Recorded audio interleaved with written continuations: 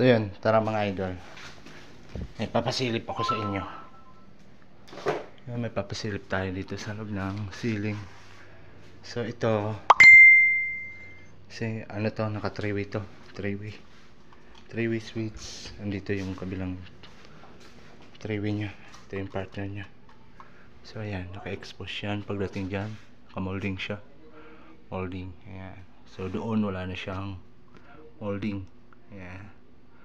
Magic, pinagbabawal na technique. Ayan, dito din. Ayan, expose din siya dito. So ito mas malapit pa sa akin. At grabe. Ayun o. Tingnan yung wiring dito. Ayan yung wiring dito. Ito common to. Punta to sa switch. Ito naman yung kanyang neutral, kung tawagin natin, kulay white. Tingnan nyo dito. So dun nga pala sa mga baguhan, huwag na ninyong gayahin yung ganitong sistemang wiring installation. So for safety, kailangan nyo pa rin lagyan ng flexible or PVC yung inyong mga wire for safety mga idol. Dito yan. Yun, kita nyo yan. Yan. Expose yan, boy. Buti pa yung atin, nalagyan mo natin ng flexible. Itong kanya wala talaga.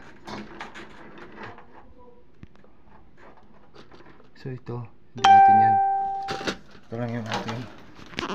Yung pinlight na yan. Saka pinlight dito. Then dito sa gitnang to, pinlight tayo dito. Lagay tayo ng junction box dito. Ito lang tayo kukuha sa return ng 3-way at saka yung pasok natin dito.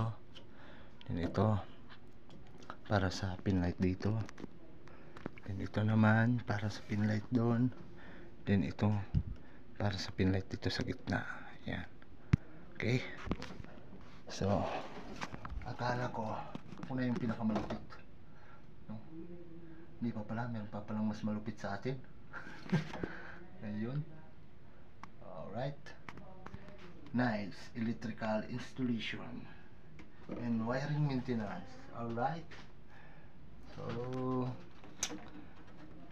wala tayong magagawa dyan. So thank you for watching.